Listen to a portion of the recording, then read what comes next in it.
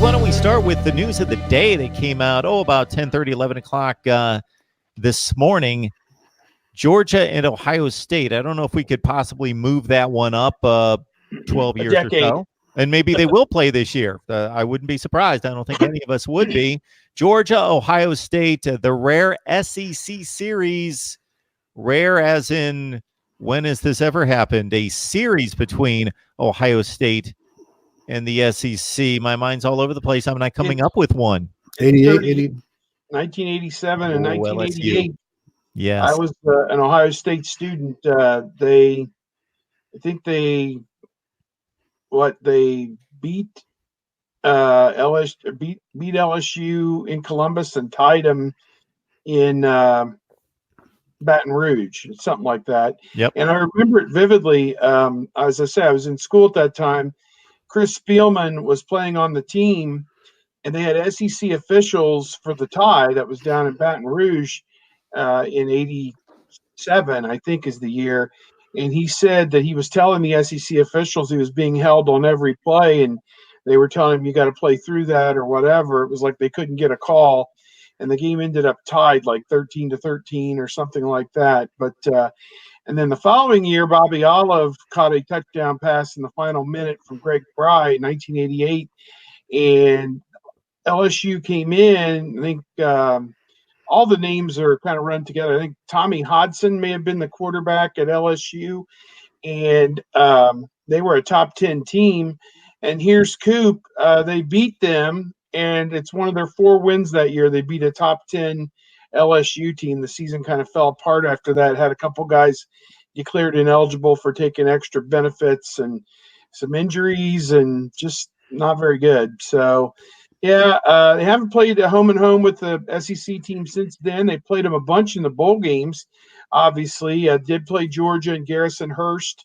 And I want to say it would have been the Citrus Bowl, the forerunner to the Citrus Bowl again, I suppose is what they call it now, in Orlando, I believe. And Garrison Hurst had a big game. Robert Smith played in that game. May have been his last game at Ohio State, if I got the years right. And then obviously played so many SEC teams in the bowl games over the years. Finally beat one with Arkansas, although it got knocked off the record with the sanctions. Even though everybody knew the guys had taken stuff by that point, there was a special dispensation from the Pope to let them play. But for whatever reason, that game got wiped off. And then they beat Alabama. How about that? They beat Alabama in a bowl game, and that one counted. So it's interesting. Ohio State's got some great home and homes coming up. Oregon next year. And then in the years that follow, it's Texas, Notre Dame, Washington, and now Georgia. So they've got some great opponents lined up.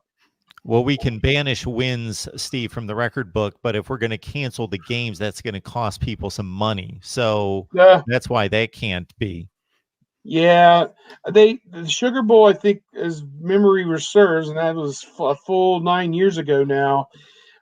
They didn't like the idea that Ohio State would be playing in the bowl game against Arkansas with its second-line players.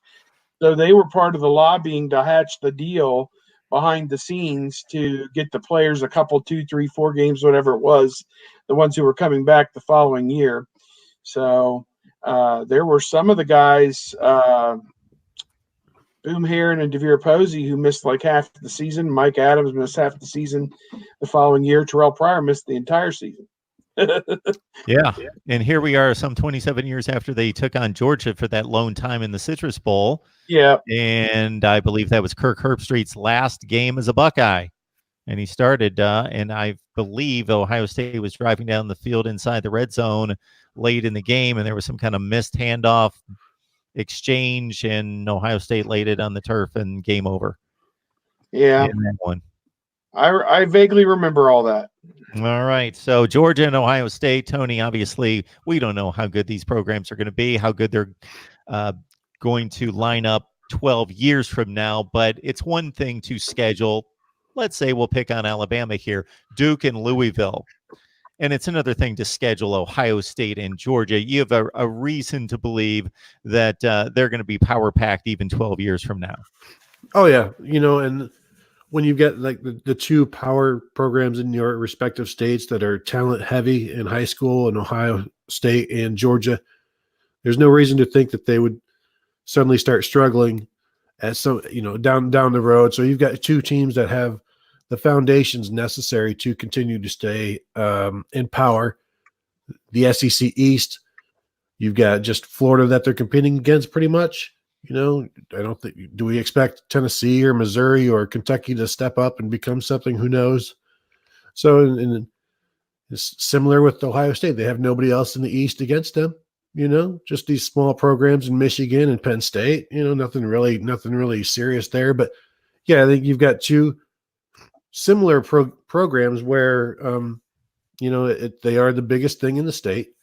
And so they can continue to live off of off of their foundation and continue to build and thrive off of that.